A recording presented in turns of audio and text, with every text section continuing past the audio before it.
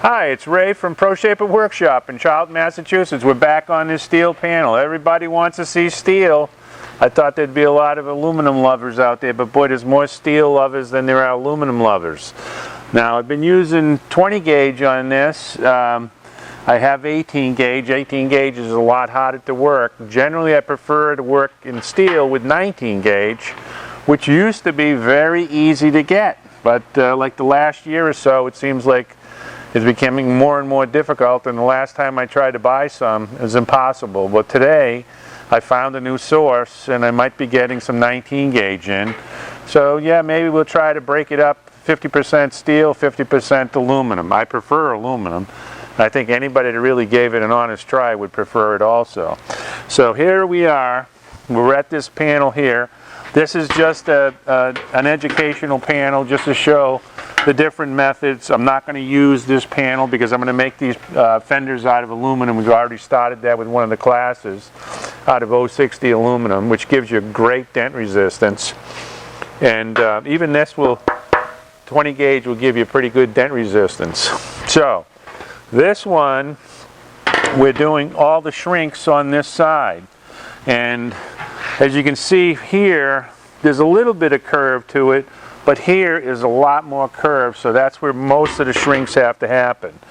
And you know, there's been some really active commenting going on in my YouTube forum section, and some people said, boy, it's taking you a long time to do that. Well, I'm not so sure that's a long time, because we'll go through the process again. We're going to put some more shrinks right in this area, right in here.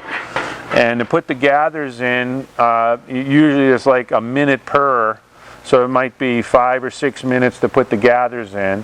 Then we put it in the shrinking facilitator, knock each one of the gathers down. It could be a couple minutes per of those. And then oftentimes I'll reactivate them and hammer it again by doing a little stretching over here. And that might be another couple minutes. So I think we did 3 rounds of shrinks and knocking them down and then wheeling it out. And so far, I believe actual time on this panel has been about an hour, maybe hour 15 at the most. Some people said, oh, they're doing that all off camera. No, they're not doing it all off camera. You're seeing everything pretty much. Some of the stuff that's really repetitious, yeah, we speed it up or whatever, but let's go back to the gathering tool. We'll put some gathers in there, and then we'll knock them down. All right, so here we are back at the gathering tool. People have been asking, when are you going to get the plans out for this? We're trying to do it. I have classes twice a month, and you know, I've got a full agenda and a lot of other stuff, doing the videos, answering emails. It eats my time up, so I'd love to have the plans available for these. I don't have them yet. I've got a second machine that is all ready to go, and we're going to have 2 machines for the classes, but it's definitely on the agenda for this month. So to go over this one more time, when you do this, you do it on the top side of the panel, and you enter the panel right at the very edge. You don't go in like this. If you go in like that, you'll get into trouble. You want to go in a little bit, a little bit, a little bit, a little bit, and you can go as far as the throat is. It's about, I don't know, 8 or 10, 9-inch throat or something like that. And that's generally all you need to get the results you want. Then you can go deepen it a little bit if you want, so you end up with a gather that looks like that. Now that's a deep one. You can do shallows also if you want to. You want to always get a little more shrinking happening on the edge. So we'll do a shallow one here, maybe half that distance. Deepen it up.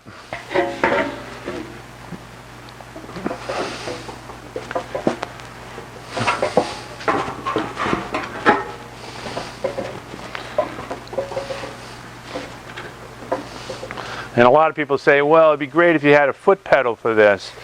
Well, a foot pedal, oftentimes these panels droop and you're not going to be able to get your foot. I made one with a foot pedal before. It didn't work too well. That's why I go with the upper lever here. Works a lot better.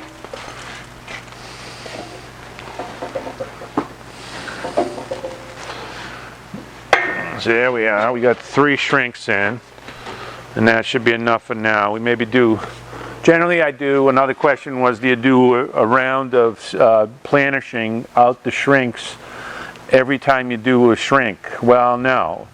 I like to do the shrinks, knock them down, another round of shrinks, knock them down, and then smooth it out. Why? Because you want to have enough room to, you want to clean up all that residue of the shrinks. And as you wheel, there's usually a lot of unsettled metal there. And as you're wheeling, you're actually still shrinking until you get to the point where it starts to get smooth, and then you start stretching again. So you're undoing what you just did if you go too much.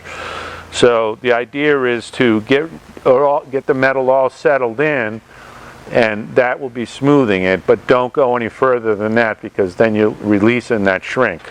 So here we go. We'll go back into the shrinking facilitator. I have been using this one. I made this one for large panels. This clamshell here is a little smaller, and it should facilitate the shrinking process a little bit better. Now I'm going to need my muffs because this megaphone's back at you. Now you remember when you do the gathers here and you put it on the shrinking facilitator, you want to always bring that like that. Now a lot of times in the class I'll show that to the students, but then what they'll do is they'll go like this. Why, I don't know, but a lot of them seem to want to turn it around. It's super important that you are in the middle at the deepest point, and you want this to be right on that edge. And if there's air underneath, the air gap, that's the ideal conditions. So let's knock that one down.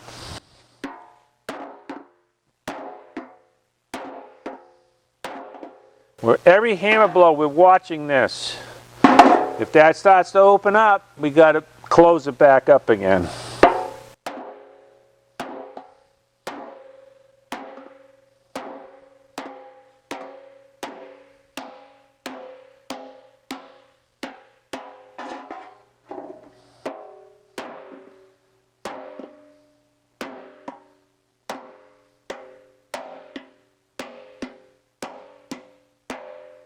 That's the most important result that you want right there. You want that hard spine.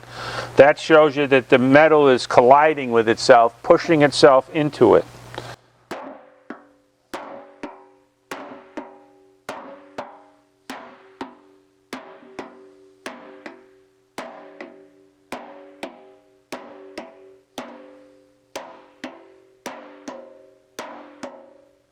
And I'm not really swinging the hammer. Remember, I'm just tapping it down. All right, now I can swing the hammer because I want to stretch right in here. And when I stretch in here, it might reactivate some of this stuff.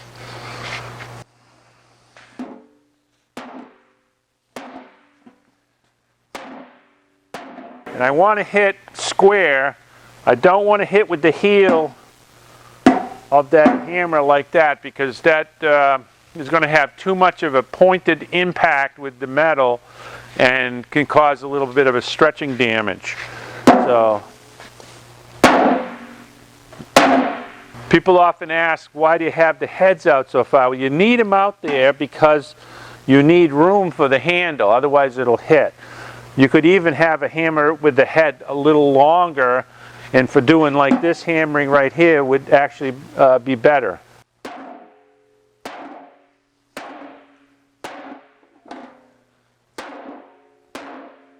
So now I got a good shrink potential right there.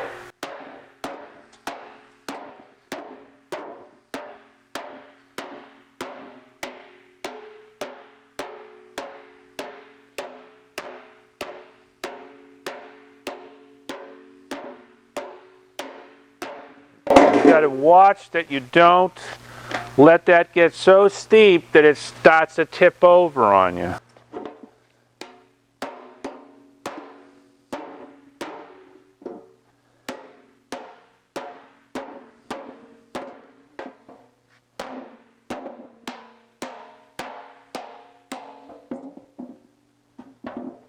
Let's give it another little blast there. See, that was a heel hit. I don't like that. Put it over here like this now.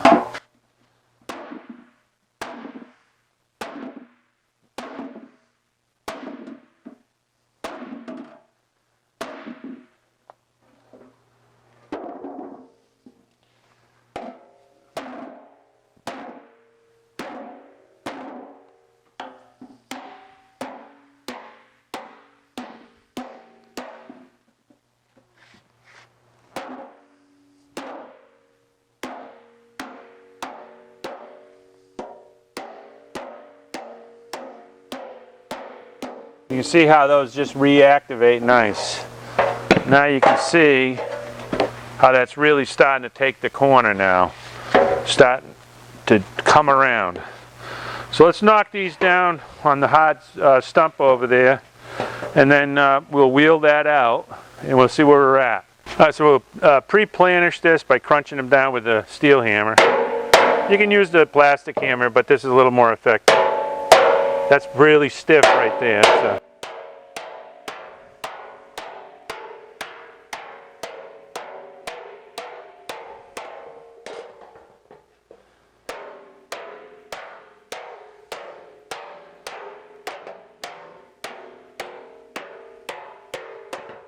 Alright, now we'll wheel that up. Alright, so now we're going to planish it out in the wheel, and we'll do another couple rounds of shrinking after we get this all smoothed out. Takes a few minutes just to smooth it out. Now this effectively is still shrinking until it gets smooth. And if you, I don't know if Mark can pick it up, but you can see right there the discoloration. You'll get that in aluminum, steel, copper, whatever. That's where the shrinks are really just pushing against each other. And all that discoloration comes out in the planishing process eventually. So we're going to have to over shrink it a little bit, or we'll lose some of the shrink and then make it up by stretching more over in here.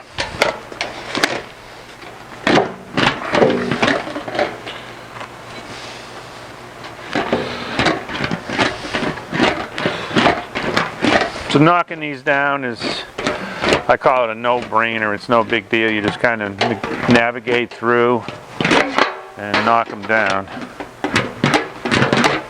Important thing is try not to let the tail of the panel bite into your English wheel paint job. I've already got a few flaws in it. So what you can do is, if it hits, then you just move around to the other side and leave this, let the side that's going to be hitting be outboard, where it's not going to cause any damage. And these wheels also turn 90 degrees. You can easily loosen the screw and turn them, lock them, and you can go this way if you want, or you can go at a 45. It's a nice feature.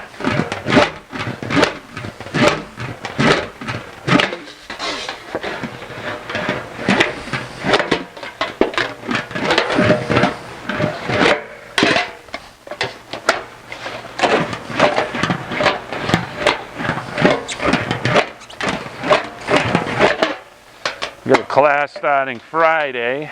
I'm going to go Friday, Saturday, Sunday, and Monday.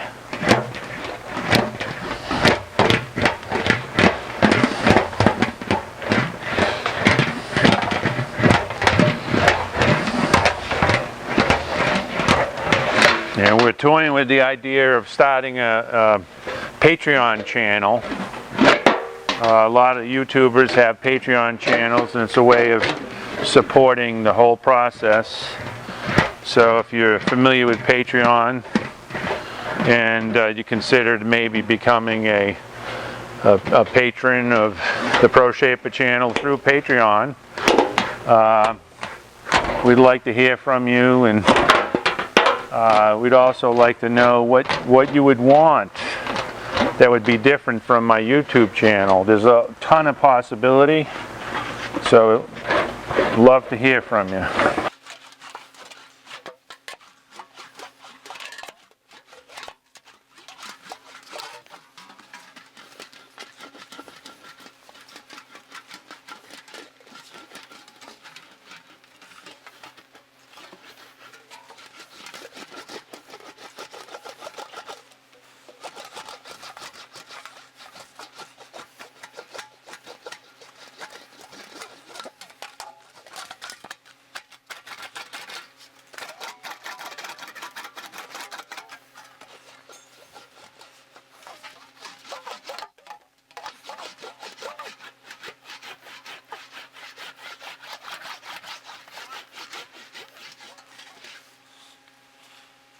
A common comment on the YouTube forum, on my comment section, is why do you have the wide wheels? I just really don't understand it. I probably answered that about 5 or 6 times now.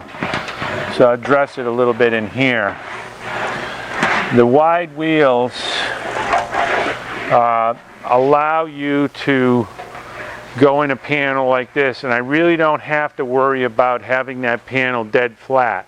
When you have a narrower wheel and you go off dead flat like that, the edge of that wheel will bite like crazy, make a big mark in your panel. So that was the first impetus for me to say, boy, I think a wide wheel would work better. And of course, when I made my first wide wheel, it verified that my theory of the wider wheels working better actually worked. So that's one of the reasons why the wide wheels I prefer. And it holds the panel level. And the other is if you have it coupled with wider anvils, and this could take a 4-inch anvil easily, and we do have plans for adding to the same frame a bigger top wheel and wider anvils as an accessory. When you have bigger anvils and top wheels, you can have larger working surfaces or contact areas, which makes it a little bit more efficient. And the other thing is that if you have a little low, say right here, when I go over that area, you get a fulcrum lever effect. Because it's wider, it'll bridge a low much easier and smooth those areas out. So there's at least 3 reasons that are very valid for the better performance of wide wheels.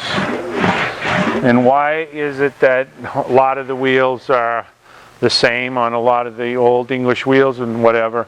It's because of traditionalism. A lot of those guys have never tried a wide wheel, and they'll stick. You can do beautiful work with that narrow wheel, but if they tried, they would like it. Now there are some times when a narrow wheel has an advantage. I've got 3 Harbor Freight wheels in here, which are only 2 inches wide on the top wheel. And sometimes that little 2-inch wide wheel comes in really handy. So I do use them, not that frequently, but it's nice to have them available. These are quick change. You can pull the pin out real easy and put a narrow wheel if you wanted to. All you gotta do is put a couple spaces on it, and you have that ability.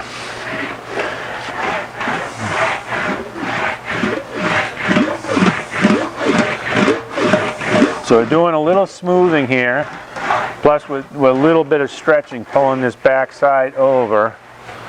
That's the top of the panel here. Now we'll try to straighten this out a little bit more.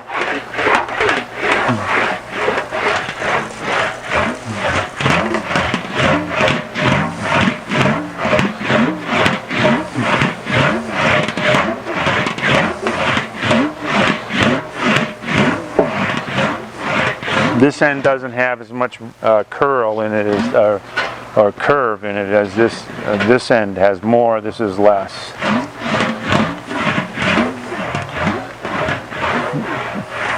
Now you see this edge is a little loose like that, and I've shown this probably half a dozen times now, but I'll show it again. A lot of people will run over to a kick shrinker and kick shrink that up, but let's make that disappear by just doing a little 45 action on it. You saw what it is. There it is right there. Now, a couple minutes of 45ing. 45 means going at a 45-degree angle, or something close to it. Now, let's see. Yeah. I should be over this way. No, this way. I'll do the 45s this way.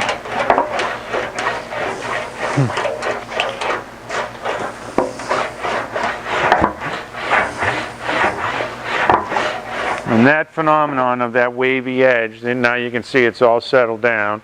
This one's a little wavy here. We'll settle that one down. That is a common phenomenon. Happens on every single panel that you make. And if you go over to the kick shrinker, you end up, what happens is you kick shrink that, it'll settle that in, but it pushes inboard a little bump now. So now you have a little bump right here, but your edge is settled, and it's just, I think it mars the edge too with the kick shrinker marks. Even if you have a stipple shrinker, it still leaves a mark there. And I just really don't see any reason to use a kick shrinker at all to do any shaping. You can do it, and a lot of people do.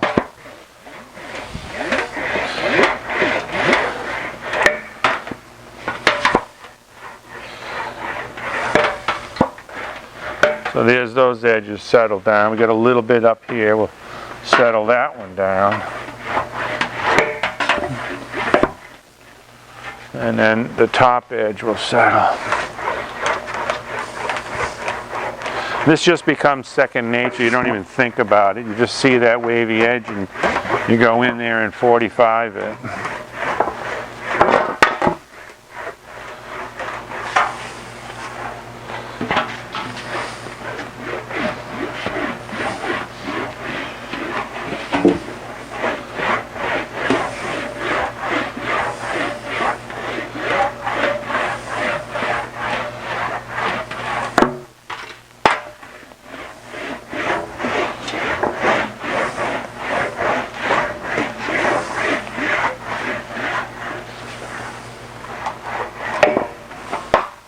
Now the idea for my Patreon channel, which we're just kind of toying with the idea, trying to put it together, is that there's a lot of people around the world that really don't have the means or the time to come to a class with me.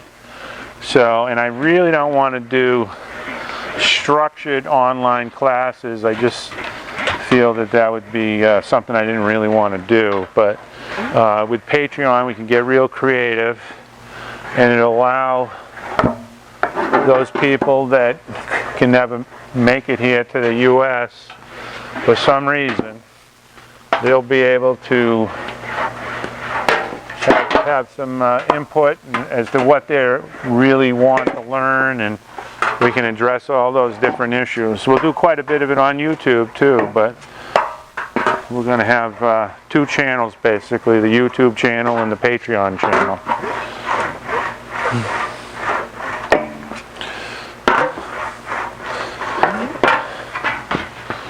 So that's smoothing up pretty nice. Now what I'll do is we'll take it out of arrangement and we'll smooth the whole panel. We'll bring it like this into the curl arrangement.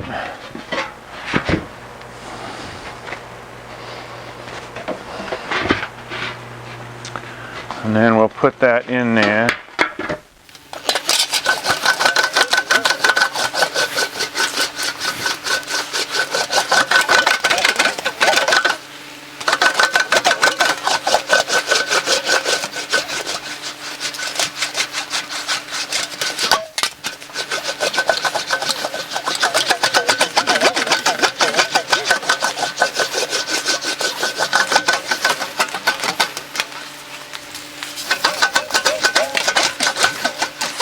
A common comment, again, on my YouTube comment section, which is almost becoming a forum, which is great, is,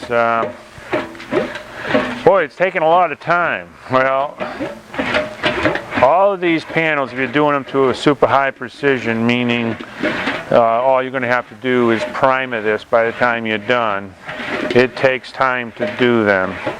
So a fender like this fender we're doing, the whole job is, depending on your skill sets and the tools that you use, can be a 30-hour to a 50-hour job. And you end up with a brand new, perfect fender, depending on your skill sets and how advanced your perfection level of your skills are. It takes time. You can't do it in 10 hours, the whole fender. It just takes time.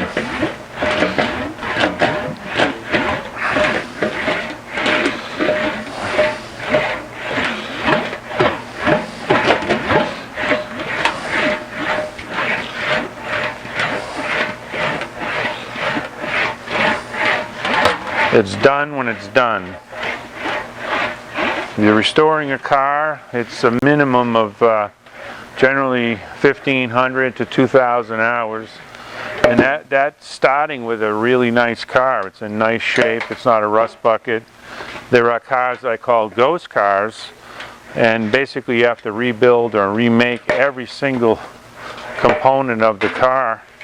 And some of those can take up to 4,000, 5,000 hours. Again, depending on the level of finish that you're going to give it. I posted something on my Facebook page today. Apparently, it was I shared it, and it was a Bentley, blower Bentley, and I believe it's a reproduction. And I think it might be being built or was built by Bentley. And it said that 40,000 hours went into the construction of that car. So that was probably half a dozen people or more working 40 hours a week for years on that project. So it can take a long time. The reward is the result after. You spend all that time, you end up with this magnificent creation that has your DNA throughout it. It's your car. What I try to do with my classes and even my YouTube channel here is to show that you can do it, to empower you and inspire you that you can actually do this work. It's not some black magic. It just takes time to do it. You got to learn the basic skill sets and then move up so that you can master just about any problem you encounter. And as you do it, you get better and better and better. A lot of people think it's the tools, and the tools certainly help out, but that's not the difference between somebody who does a really, really good job and because they have better tools. Now, if you've got tools that are tuned properly, they might not be super accurate as far as they're or beautiful or whatever, but they can do the job. You can weld up a bunch of I-beams and plate them and strengthen them, and as long as you have a good wheel. It's sort of like a car. If you don't have good tires on it, I don't care how many horsepower you have, you're not going to get the performance that you expect. The most important component of English wheel or a power hammer or whatever is the actual working tools, which is the anvil and the top wheel, or the dies in the case of a power hammer or planishing hammer. Alright, so we got that smoothed out. Obviously it doesn't fit. We got a problem. So, we set it back in arrangement. And that's just, I call the belly bend. You lean into it. The belly is the lever. Your hands are the fulcrum. Most of this work is fulcrum and lever and fulcrum.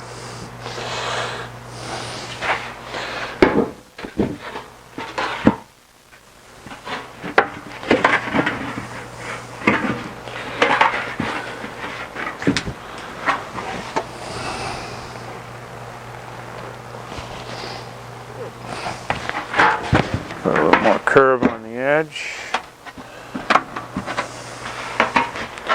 Now we're probably going to have to do a bunch more here, but let's see what kind of progress we made here now. Alright, so we got it clamped up. Obviously we need more, and but we got a lot of curve going into it. The panel's really shined up really nice. It's settled down. So let's put some more shrinks in it. There's the second round.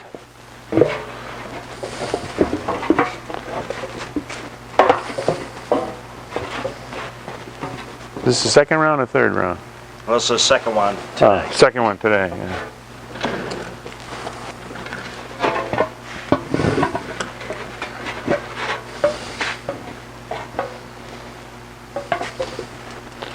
If you don't talk, this actually goes a lot faster.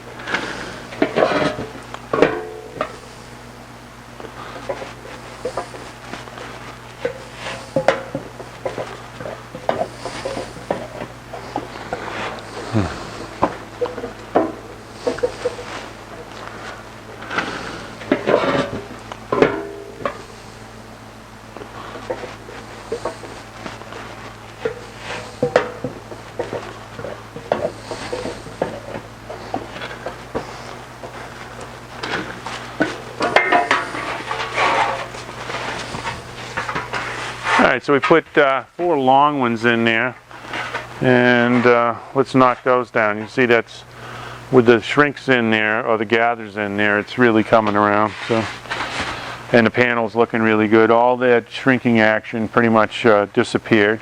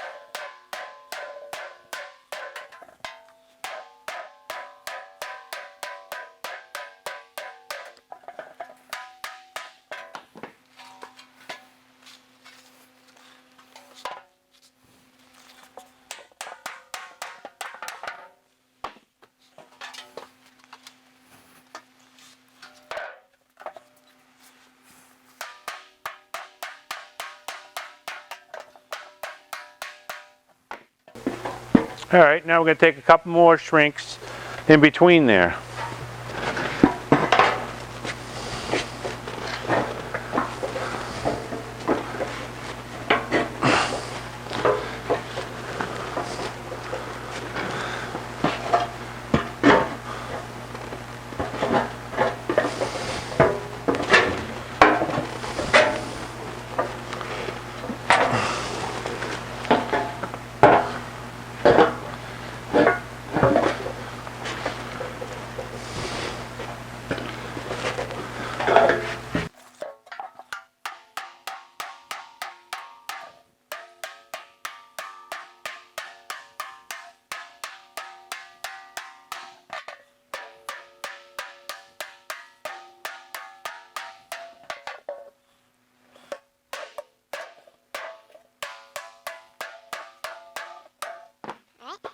Now we'll knock those down. You can see that's coming around pretty good.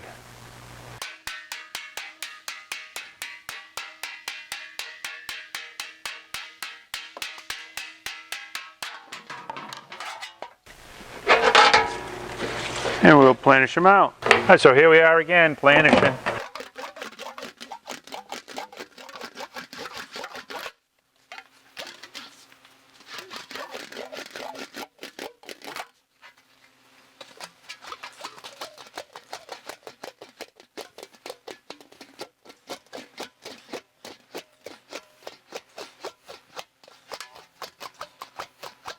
If you do the gathers correctly,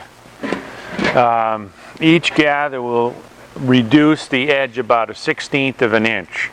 If you're not 100% on your gather, 1/16 of an inch is 62 thousandths. If you're not 100%, maybe you're only getting 50% efficiency from your gather, then you're only gaining or losing 30 thousandths of an inch. And we might have to take out 1.5 or 2 inches in this area right here to shrink that up. What's going to be interesting here is when we eventually get to the point where we're going to cut this panel right in here, we'll be able to measure it and see what happened to that thickness. Now we can also do this experiment to compare the different methods. We can do it a couple of different ways. We can wheel just this outer edge as a simple panel and then do the weld joint right here. I might do that next after we get this one finished. And then we can do the same panel again using a small 2-inch thumbnail die and thumbnail shrink this whole thing and see what that result looks like. And then I have my 4-inch thumbnail die and my power hammer, and we can try that so you can get the big wide spectrum picture of how these panels can be expected to progress the different ways.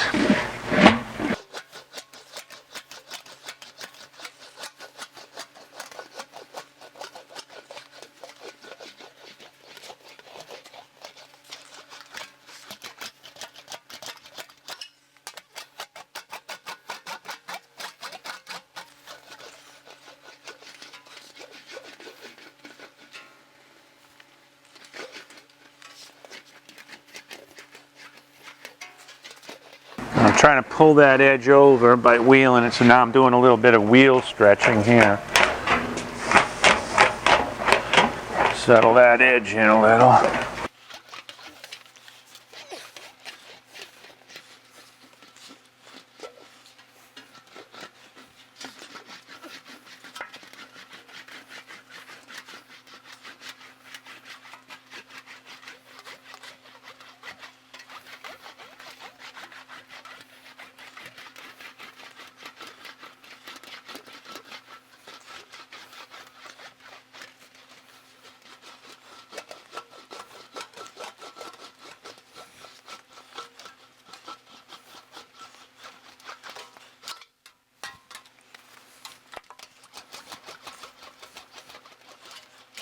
Alright, now we'll put that on there.